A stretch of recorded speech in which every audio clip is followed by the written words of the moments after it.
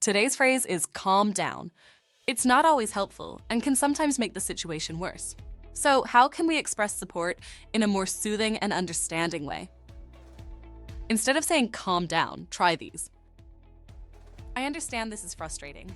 Let's talk about it. I understand this is frustrating for you. I understand your frustration. Or, I can see you're upset. I'm here to help. Yeah, I can see that you're upset. Well, I can see you're upset. You could also say, take your time, I'm listening.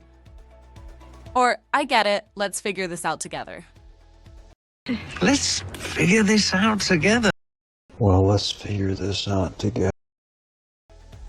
See how these alternatives help de-escalate the situation?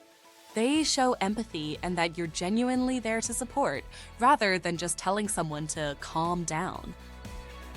These phrases help you manage emotional conversations with care, making the other person feel heard and supported. Perfect for stressful situations at work, with friends, or even at home. If you found this tip useful, hit subscribe and give this video a like. And don't forget to check out the other videos in the Don't Say series for more ways to improve your English communication.